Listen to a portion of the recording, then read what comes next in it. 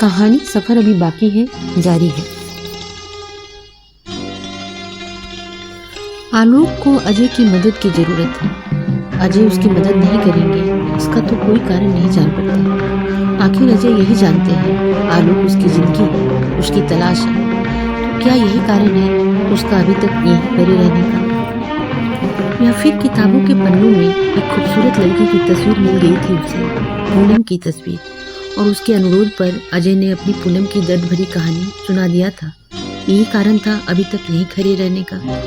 आखिर उसके यहाँ होने का, अब शायद यहीं पड़े रहने का कारण क्या है? कारण क्या हो सकता है? उसे अजय को बताना होगा कि नहीं कि वो अपने पा गए तलाश को यूं ही तो खो नहीं देना चाहेगी, यूं ही तो नहीं खो सकती। उनकी चुप्पी जो बार बार उससे झंझोड़ कर एक ही सवाल पूछ रहे हैं, तुम्हारी जिंदगी, तुम्हारी खुशियाँ, तुम्हारी मंजिलें, क्या हुआ सबका? क्या सोच रही हो? अब वो हाथ पकड़कर घर से निकालेंगे तो नहीं ना? मगर मैं उनके सवालों का कोई उचित जवाब दिए बगैर एक पल भी यहाँ चैन की दुनिया में चैन की सांस नहीं ले सकूंगी क्या? एक तरफ कोई झूठी सच्ची दास्तां थी जो मुझे अपने पक्ष को सही और सुंदर साबित करने को रखनी थी, तो दूसरी ओर शर्मिंदगी का सैलाब जो मुझे झेलना था। यह सैलाब था मेरी सच्चाई की, साफगोई की। इतना तो तय था कि कभी भी झूठ को अपने दामन तक फटकने नहीं देने वाली। इस बार भी सच ही कहेगी, सच के सिवा कुछ भी नहीं। वही मछिया पर सर को झुकाए फर्श से मिट्टी को अपने अंगूठे से कुरेदती रही। आलोक यहाँ बहुत हड़बड़ी में आया था। मुझे पता और फोन नंबर दिया और जल्द मिलने को कह लौट गया। मैं आपके आने तक का इंतजार न कर सकी और उसके पास पहुंच गई। आपकी अनुपस्थिति में इस तरह तो जाना नहीं था, मगर बेसब्री के मारे रहा न गया। यहाँ एडवोकेट अजय के घर पर मुझे पाकर क्या कुछ सोच रहा होगा, सो जाना पड़ा मुझे यूं ही इस तरह से। उसने बताया कि वो बहुत दुखी और परेशान है। मैं उसकी सारी परेशानियों को लेकर उसके दुखी जीवन में खुशियां भरना चाहती थी। मैं अभी उसे यह बताने ही जा रही थी कि जिनके घर में मैं तुम्हारी तलाश के लिए, तुम्हारे इंतजार में आश्रय लिया है, वो लौट आए तो मैं यहाँ आ जाऊँ। कि तभी उसकी एक दोस्त जो अपने बर्ताव से उसके बहुत घनिष्ठ लग रही थी और कितने ही दिनों से इस शहर में उसका साथ दे रही थी, वहाँ पहुँची। और मैं असमंजस और उलझन की स्थिति में अनायास ही वहाँ से निकल पड़ने से खुद को रोक न सकी। आलोक दरवाजे पर खड़ा पुकारता रहा और मैं बाद में मिलते हैं कहकर फौरन वहाँ से लौट आई।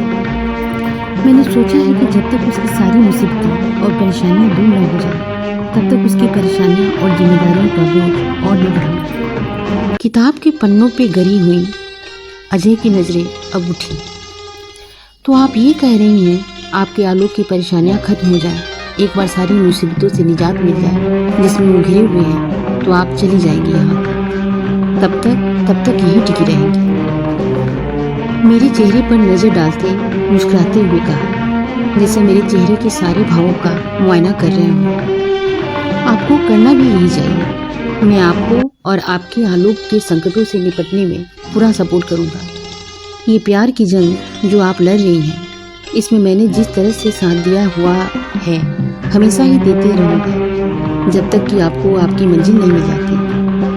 अब आप अपने तनाव को छोड़िए और थोड़ा आराम कर लें बेफिक्र होकर। और हाँ, आज शाम की चाय नहीं बनेगी क्या?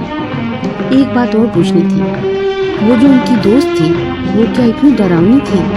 कहते हुए हंस पड़े अजय। इस तरह हंसते हुए पहली बार देखा था उन्हें।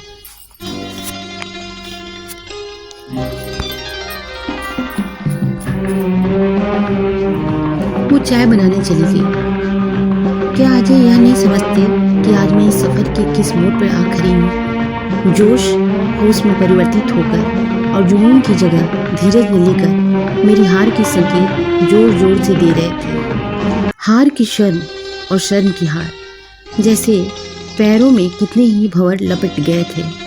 लग रहा था चाय की ट्रे थरथरा कर उसके बैठे दिल का पोल कहीं खोल न जाए। मगर न जाने किस जीत की आहट की सुगुगाहट में सारे भंवर टूटते चले गए और बैठते दिल में जनित मधुर धड़कन में ट्रेन की थरथराहट में कहीं खो गया और वो चाय की कप पूर्वत उसके आगे बढ़ाकर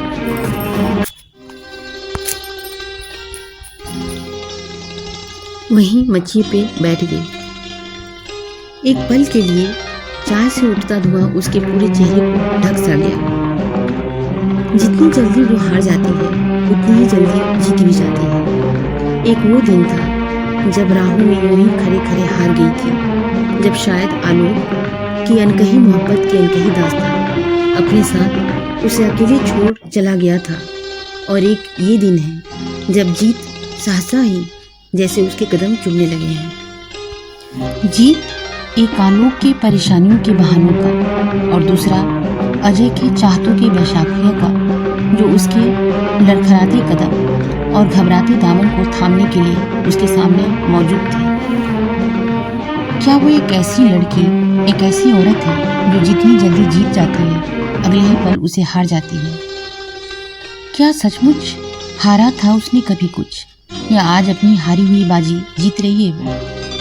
आलोक की मोहब्बत का एहसास ने उसके दिल में जो जगह बनाई थी, वो उसके लिए जो दिशा तय किया था, वो उसके सैद्धांतिक स्वभाव की एक जिद थी या एक प्यार भरे दिल की लगन, जिसने उससे उसका घर गांव सब छुड़वाया, जिसके कारण वो आज अभी तक ये नहीं समझ पाई है या तय कर पाई है कि वो किस दोराहे पे खड़ी है। आलोक में उसने अपनी ही छाया देखा था, मगर वो सिर्फ एक साया है जिसे कभी भी वो छू नहीं सकेगी। छाया और साया के दहलीज पर खड़ी ये घड़ियां, ये वक्त अपने ही रूप से उसे समझा गया था और वह स्तब्ध खड़ी खड़ी बस सब कुछ देखती रह गई थी। कहानी सफर अभी बाकी है, यूं ही आगे जारी रहे।